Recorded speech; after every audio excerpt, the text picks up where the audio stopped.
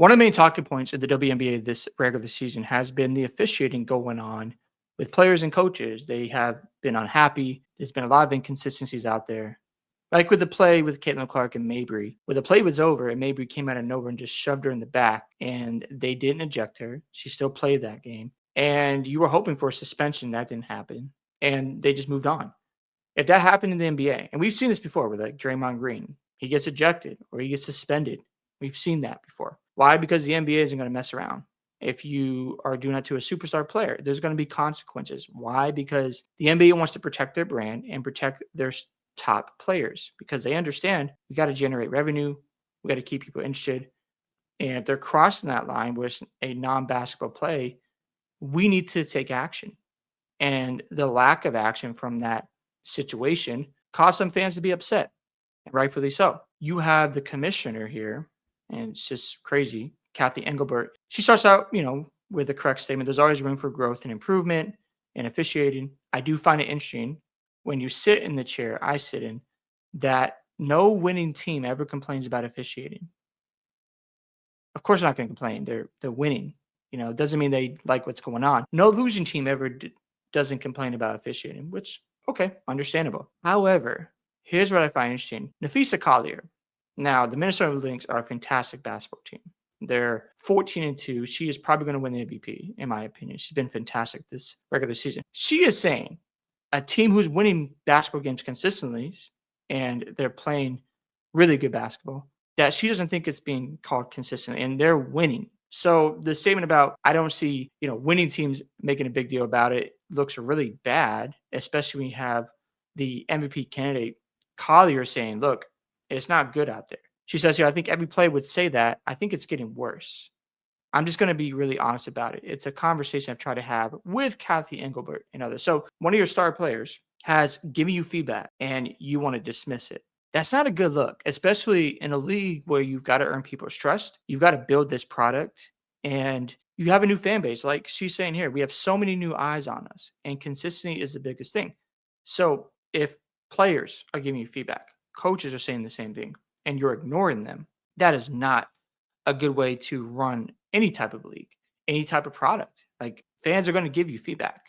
Players, coaches, they're going to give you feedback. Anything in life. Like if you have a phone, you're going to get feedback. Let's say you have an iPhone, you're going to get feedback about the product, right? And if the company dismisses what you say, are you going to stick around? Probably not. So if fans are complaining because they see too much inconsistencies going on and they're not happy with how you're handling the situations that take place, then they're going to stop watching. That's just how it works. You have a golden opportunity to get this league moving forward. And when you're seeing all this physicality, and I'm not against physicality, don't get me wrong, I'm for that. But when you cross those lines and you're dismissing what players and coaches are saying, like, listen, like, I get you want to call fouls, but call it both ways. Or if there's a challenge being made, like all the fans see what's going on in the replays the first time, you can't get it right. And then, of course, the Mabry situation. Like, Caitlin Clark is your face of the league right now. And she's one of the main, really the main reason why people tune into the WNBA. For you to not do nothing about that situation, not suspend Mabry and send a message to the rest of the league, you're only giving her permission to other players to do whatever they want. You're saying like, hey, we're going to enable you women to play physical on Caitlin Clark. And if you take it too far, you'll get a fine. That's about it. That is not good.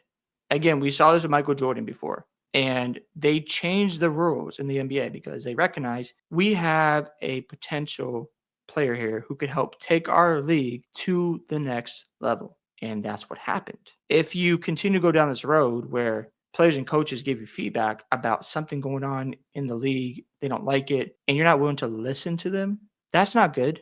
Because again, no league is going to be perfect. You're always going to try to make changes, adjustments. Like we see this in the NFL every day, every season, where they're always looking to make changes. Some of them I don't like, some of them I do like. But the thing is this, they're giving feedback and they're trying to make improvements. That is a normal thing to do. And when the referees are a bigger talking point than your product, you can't just ignore that. You can't say, oh, only losing teams are saying this. No, it's not true. NAPHEESA Collier is saying it as well. The Lynx are 14-2 right now. They are winning a lot of basketball games. So to say like, oh, only winning teams are doing this. No. That's not true. The Lynx are, they're winning. And The likely MVP winner is saying that none of it is consistent. That's coming from somebody who's winning basketball games all the time now.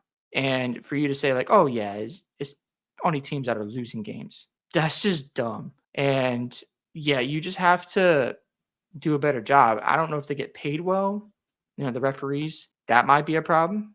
Maybe you got to bring a new group in who has more experience. You got to, pay out to make this product better. So again, if you want to see this league get better, listen to the players and coaches, listen to the fans, because if you ignore them, they're eventually going to walk away. The fans are.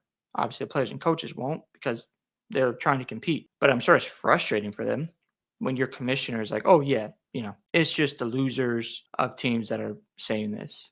Winning teams do it as well. Now, of course, it might not be as loud because calls are going their way. But if it's not, I guarantee they're going to say something.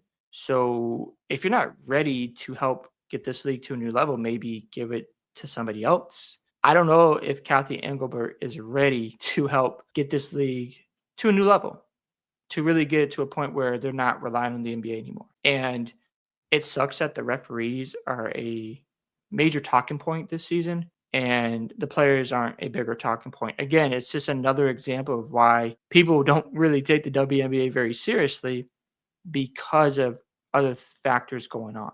Just keep it about basketball. Talk about the players that are involved right now. Like Angel Reese has been playing better recently. I'm going to give her credit. She's been great. Caitlin Clark, I know she's had a groin injury. Hopefully she can get better. But listen to them. Like listen to NAPHEESA Collier. If you're just going to act like, oh, it's not important what she says, we don't care. Gotta stop doing that. Again, like I want this league to get better. I really do because there's a lot of potential here. It's just a matter of the commissioner and other people, like the media, understanding that, look, we got a fan base. Let's take advantage of the opportunity. Let's listen and make sure you don't have to like listen to all feedback, but some of it is going to be very good to help make this league even better. So those are my thoughts. Hope you guys enjoyed this video today. I'd love to hear your thoughts about what the WNBA commissioner had to say. Make sure you guys like and subscribe to the channel, and I'll see you in the next one.